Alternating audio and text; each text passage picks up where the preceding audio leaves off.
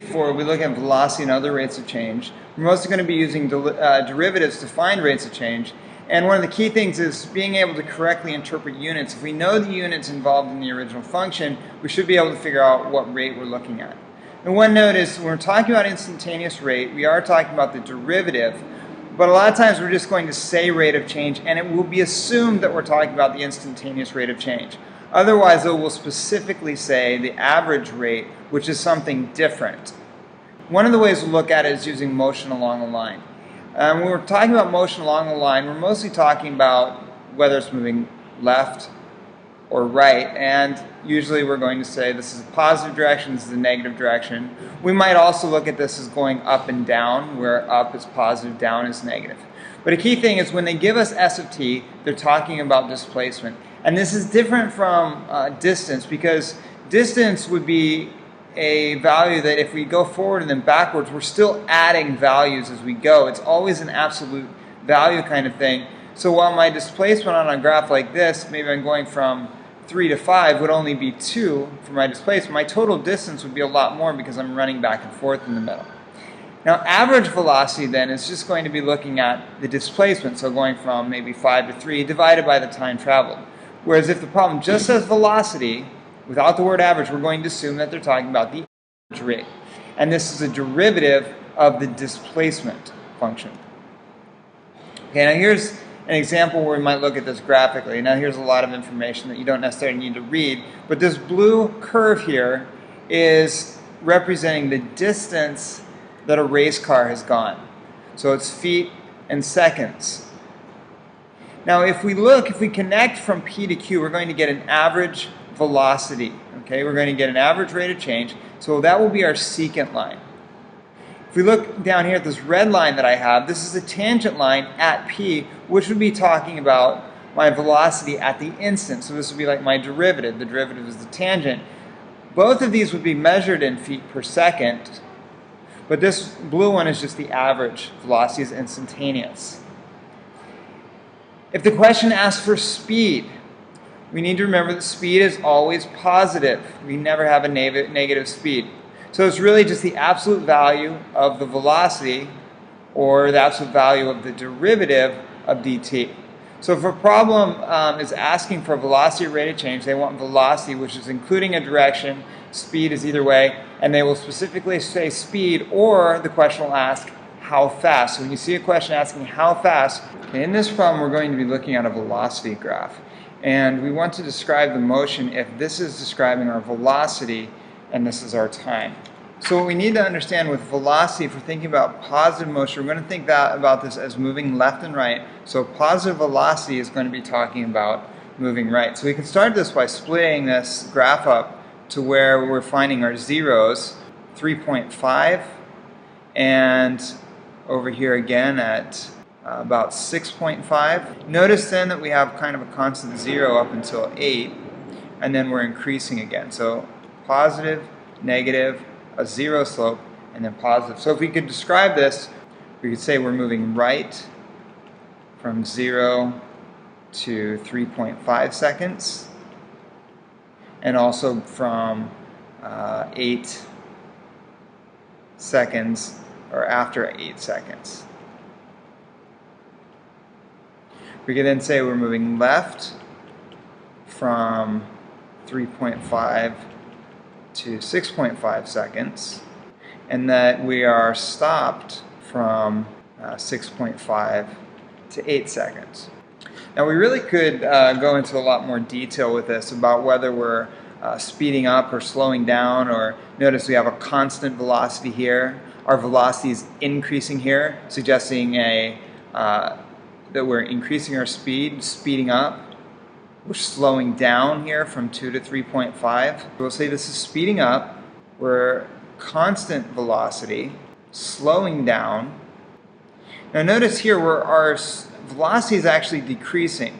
But if we think about this in terms of speed, we're actually now increasing our speed here, so we are speeding up in this next part.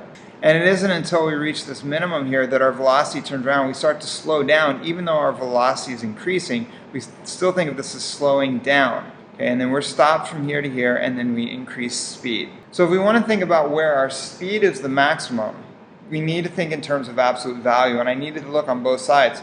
If I look at this side, my velocity is equal to 4, and if I look down here, my velocity is equal to -7. Now I need to think about this as speed. I want the absolute value of these, so I need to compare the absolute value of the highest speed up top with the absolute value of my minimum velocity, and I'm going to find that my maximum speed is 7. Now we want to read this question carefully though too. It says when is the speed a maximum? So my answer should not be 7. My answer should be the time that it happens, which is here at time of 5 seconds. So there are certain questions that are going to be asked, and we need to read questions carefully to know exactly what we're being asked. If they ask what is the maximum height, we need to know where the velocity is 0. So if they've given us a displacement graph, we might have to find the derivative to know about velocity. Either way, whether they give us s of t or v of t, we're going to need to check for a sign change. Really, we're looking where the velocity is equal to 0. We check for a sign change to make sure that we're really changing from increasing and decreasing. That's how we know it's a maximum. And whatever value we get for t, we'll go back. If we want the maximum height, we need to go back and plug that into our displacement. However, if they ask when does it reach the highest point, then we will just leave our t value from when our velocity was equal to 0. Another question they might ask is when did it hit the ground? Well, for this one, what we're really looking at is where s of t is equal to 0, and so it might have nothing to do with the velocity. So again, be careful. Don't assume that because we're in calculus we're always taking the derivative. How fast was it when it hit the ground? Now in this case, we'll use our answer from this last one. Sometimes this one won't directly be asked, but we'll need to know what those times are when it hit the ground and plug those into our velocity formula. So what we want to remember is the derivative of your displacement will give you velocity. Derivative of velocity will give you acceleration. So we can also think of acceleration as the second derivative of our displacement. Okay, one kind of question then, if we're being asked what is the maximum height. So here we're modeling vertical motion. Now notice with this modeling of vertical motion, we are just throwing a rock up into the sky and it's coming straight back down. Now when we graph this on a time and distance graph, then it's going to be measured, it's going to look like a parabola, but really the actual motion would just be modeled with an up and down motion. They've also graphed the velocity, which would be the derivative of this here. Now, so they're asking us how high does the rock go. The best thing to do is look for where our velocity is equal to 0. So first we need to find the derivative of this using the power rule, 32t. Now after we found that, we want to set our velocity equal to 0 and solve it. We'll find that our time is equal to 5 seconds.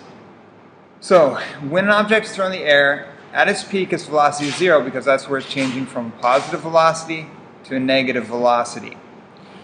So in this particular case, we could plug that back into our original formula, s of 5, and it's going to give us that height then of 400 feet. Okay, the next question asks about the velocity and the speed of rock at a specific height. And the idea behind this is that as that rock is going up and then coming back down, it's going to cross this height of 256 feet twice. And we might see it on this graph as coming across here. So we're kind of looking for basically the intersections here of this graph. Now, notice what the question's asking. It's not asking for the time that it's happening, it's asking for the velocity that this happens. But we're going to do that by finding the time based on this graph. Using our height formula, we can find, well, when is that 256 equal to 160t minus 16t squared? If we solve that for t, then we'll know the times that this happens. Notice it's giving me two possible times. One while it's going up, the other when it's going down. After I know those times, I can then use, well, my velocity function, which was the derivative of our original function. We can plug in the specific values that we want, but I have to find those values of t first. Working this out, we set that equal to 256 and work it out. That will give us the times of 2 seconds and 8 seconds. We then find our velocity at each of those times, plugging into the formula for derivative, 160 minus 32t, and we get 2 times. Now notice that these are actually, the only difference between these is one's positive, one's negative. That's because the way that gravity is working on this will have the same speed at both points, but one will be going up, one will be going back down. So at both instances, the speeds are going to be 96 feet per second. The next question asks about the acceleration of the rock at any time during its flight. Well, because this is acceleration due to gravity, it should be a constant. But we're going to find this by looking at the derivative of our velocity function. So remember, our velocity we found to be 160 minus 32t. And now we're going to take the derivative of that to find our acceleration. Our derivative here is negative 32. And if you're familiar with physics, you would know that this is actually our constant due to gravity. We're looking in feet per second squared. So if we want to find acceleration, we can find that by taking the derivative of velocity. The last question is, when did it hit the ground? Basically, all we're really finding is when is the height equal to 0. So there's nothing fancy about calculus here. This is just simply taking our function for height and setting it equal to 0. We will get two roots, 0 and 10, but we interpret it as hitting the ground at 10 seconds. This is when it left the ground at 0 seconds.